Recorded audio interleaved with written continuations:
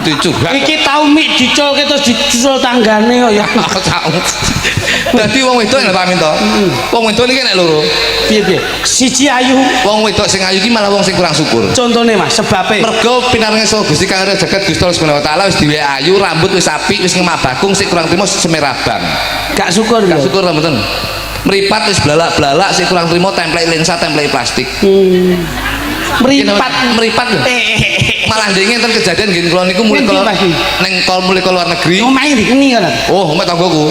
Delala iki nggih mripat iki nggih lensa, nggih delala iki cetik gening ngiwangi mbok cetik gening delala genine nyiprat ning mripate. Saiki pripun Mas? Gledek PC sing. Oh kenging ngazab Mas. Jadi sing wong wedok kaya ngene iki kurang bersyukur. Untu wis miji timun, sakara sik kurang trimo sik dikawat sik dibegel. Jadi kurang bersyukur. Kurang bersyukur. Ndek iki malah elek tanggoku nggawe kawat nggih begel, terus delala nek udan sabar bledek lambene.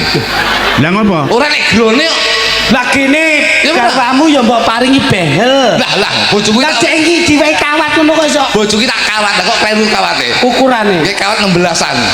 Kalau kita cor lambene. Sik Mas, syukur lan ora sing mbok anggap wong wadon ngentek ragat kaya ngene syukur lan ora gumantung ning pribadine. Lho sewu ki malah kurang syukur, Pak. Wong ki kabeh ki kurang syukur.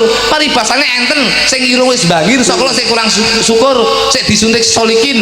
Ini salah satu Iki alon to nek omong iku tak kuwebruk gelas nan lho. Suntik irung ki jenenge silikon. Lah iya doktere jenenge solikin ngengkel lho iki.